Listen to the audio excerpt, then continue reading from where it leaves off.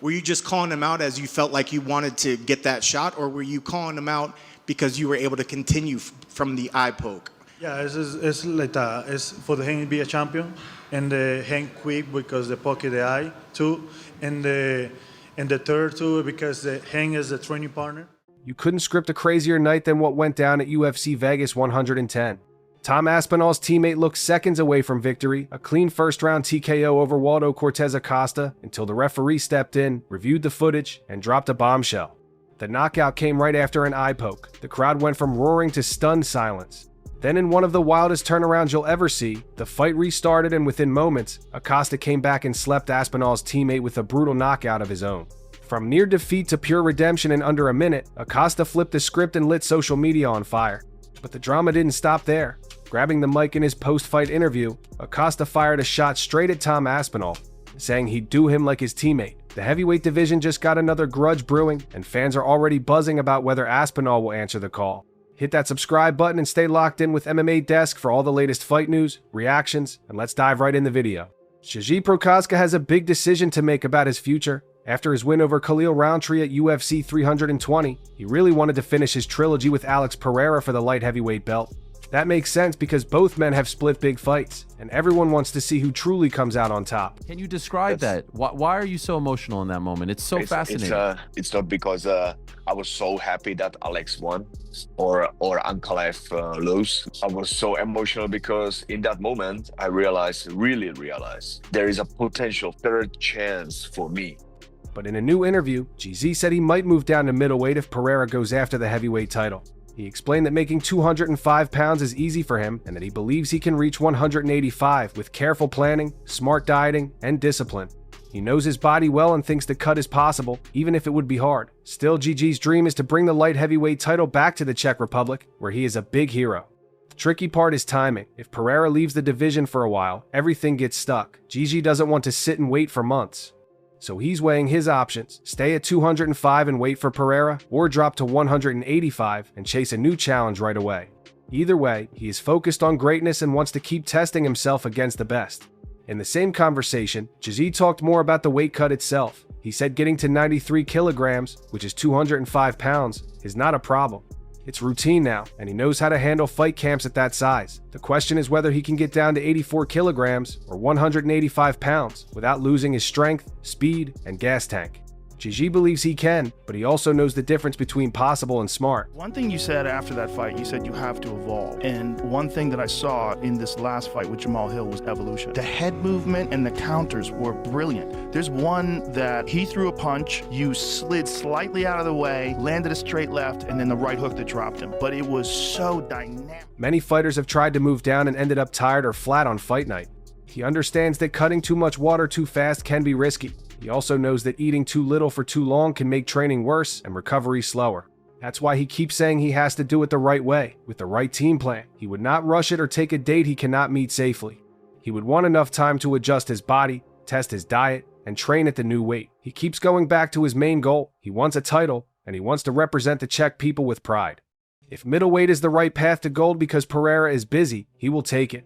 Islam Makhachev gave fans a surprise when he talked about his future weight class. In a Russian TV interview, he said he is interested in a super fight with Ilia Topuria, but only if it is at welterweight.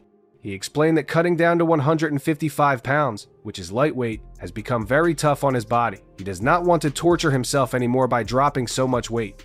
Islam Makhachev did an interview and said he's not ruling out coming back down to 155, but if it was up to you, would you rather fight him at 170 to get that third title, or would you be willing to fight him at 55 because that's the division that people say he might be the best at? It would be much better for me to fight him in 170, and I will beat him and get the third title. This is a big statement because Islam is known for being one of the best lightweights alive. If he moves up to 170 pounds, it changes everything. He would face bigger opponents with longer reach, but he would also feel fresher and stronger on fight night. He would not have to focus so much on cutting water and could put more energy into game planning and skill training. For fans, a fight with Topuria at welterweight would be a huge event. Topuria is fast and powerful, and Islam's grappling is world class. The style clash is exciting, but the part that stood out most was Islam admitting he is done with painful cuts. That honesty gave people a clear look at what these athletes go through to make weight. Mario Bautista spoke after his tough 3-round loss to Umar Nurmagomedov, and he showed a lot of heart and humor. Going into the fight, most fans thought Umar would win easily, but Mario did not roll over. He went after submissions, including a nasty toe hold in the first round that made everyone sit up. Then he dropped Umar in the second round, which almost no one expected. Even though he didn't get the finish, Mario proved he can compete with the top guys at bantamweight. In an interview with Tim Welch, Mario joked that he hoped Khabib would push Umar too hard in training after Umar's loss to Merab Dvalishvili. He laughed and said maybe Umar would be tired or get sick from all the hard work. But on fight night, Mario said Umar looked strong, focused, and improved. It was not something not happening in sport, and he took with the head up and looking ahead, and will come back stronger. You know, I trained very hard. Mario felt like he could hang with him and defend a lot of things, but he needed to win more of the small positions, the fence battles, the takedown scrambles, and the ground spots where judges notice control. He believes a few adjustments could change the result next time. His message was simple: he belongs at this level, he's close to breaking through, and he's not going anywhere. Michael Chandler also shared some honest thoughts about his time in the UFC. He said it has not gone the way he hoped, and the numbers show it. He has lost 5 of 7 and is on a 3-fight skid. Still, he is not giving up. Chandler is known for his exciting fights, his big energy, and his strong mindset. He told Chris Van Vliet that he needs a win badly and believes Conor McGregor is the person he can beat to get back on track. The weight is not a big deal to him. He said he would fight at 155, 170, or even 185 if that is what it takes. He sees himself as an athlete who can show up at any weight and perform. What he wants most is a full focused training camp with a clear date and a clear target. He has studied Conor for years, watching his footwork, his timing, his left hand, and his habits. Chandler thinks his pressure, wrestling threat, and bursts of power match up well. Do you think that fight is completely out the window? Conor McGregor! I don't think that any fight Conor McGregor ever fighting, is ever out the window until he says he's done and he's retired. The guy needs this like he needs oxygen. He also believes the fans still want this fight and that it would deliver a classic. Even if some people count him out, Chandler feels this is the moment to turn his story around. One of the wildest moments of the night happened at UFC Vegas 110 when Tom Aspinall's teammate, D'Elia, faced Waldo Cortez Acosta. At first, it looked like D'Elia had scored a clean first-round TKO. The crowd cheered, his corner celebrated, and it felt like the fight was over. But then the referee stepped in and asked for a review.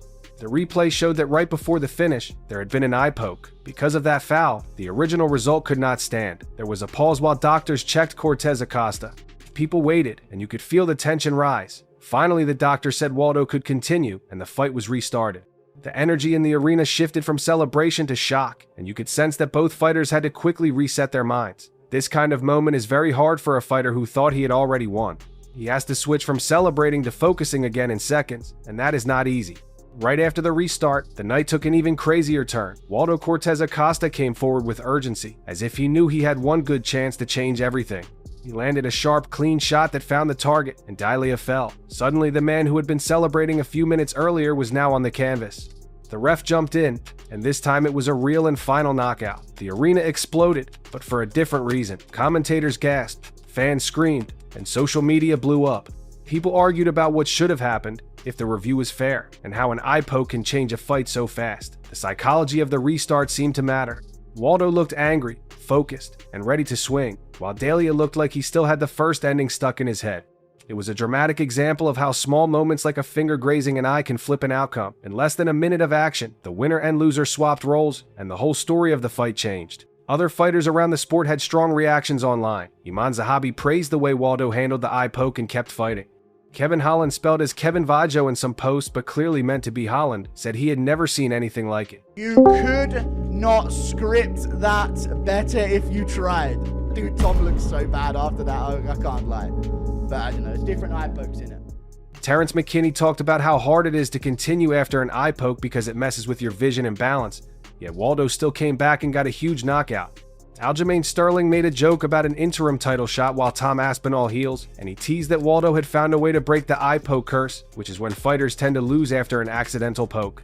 Chito Vera kept it simple by saying the rules should be clearer, either restart with a point deduction or give the win to the fighter who did not commit the foul. Kenny Florian summed up what many people feel about heavyweights. The big gloves and long arms make eye pokes too common, and they can change fights in an instant. All of these takes showed the same thing. Fighters know how fragile a fight can be. and they respect anyone who can battle back from a scary moment and finish strong. Then came the call-out that lit a fire under the heavyweight division. After the knockout, Waldo Cortez Acosta grabbed the microphone and sent a message to Tom Aspinall himself. He said he would do to Tom what he just did to Tom's teammate. The words came out rough, but the meaning was clear. He wants a shot at the top, and he doesn't fear the champion or the champion's team. For fans, this kind of call-out is fun because it mixes real skill with real story. It adds heat. You don't just want to see who is technically better. You want to see who can defend their team, their gym, and their pride. Waldo's timing was smart too. After a shocking finish in a messy situation, everyone was listening. Still, a call-out does not mean a fight will happen right away. The rankings, schedules, and injuries all matter. Tom Aspinall might be dealing with recovery or with plans already in motion. But now the seed is planted. If these two ever share the cage, people will remember this night, the eye poke, the restart, and the bold words. That memory will make the build-up even bigger. The main event also gave fans a lot to talk about. Steve Garcia walked into his first headliner and treated it like a chance to make a statement. Facing David Onama, he did not wait. From the start, Garcia pushed the pace, mixed his strikes, and kept Onama guessing. He noticed something interesting. Onama seemed more tuned into his corner's instructions than to the fight itself. Onama was listening and even talking back during exchanges, which is unusual when punches are flying. Garcia saw that as an opening. He kept pressure on, landed clean shots, and never let Onama settle. Before long, the fight was over, and Garcia had another knockout on his record. That made it 7 wins in a row, with 6 by KO. It showed he is not just on a streak, he is finishing people. For a first main event, that is a big deal. It tells matchmakers that he can handle the spotlight and still perform. It tells fans that he is dangerous from the opening bell. After the win, Garcia kept the momentum going with his callouts. He said he would fight anyone, but if he had a choice, he wanted Josh Emmett or Brian Ortega. Those are big names with heavy hands and real star power. Fighting either one would push Garcia up the rankings fast. It would also test different parts of his game. Emmett brings strong boxing and knockout power, while Ortega brings creative submissions and slick setups on the ground. Garcia's callouts showed he isn't scared of risks. He wants the kind of fights that change a career. He also explained his thinking from the fight. He trusted his coaches, listened to their commands, and stayed focused while Onama seemed distracted. That focus helped him choose the right shots at the right time. If he keeps putting together wins like this, he'll find himself headlining more events and getting closer to a title picture. For now, his message is simple. He's ready for the next big step, and he wants the names that will get him there fastest. MMA is unpredictable, emotional, and always thrilling, and nights like this prove why fans can't look away. Don't miss the next big moment. Subscribe to MMA Desk now and stay tuned for every fight update, reaction, and breaking story.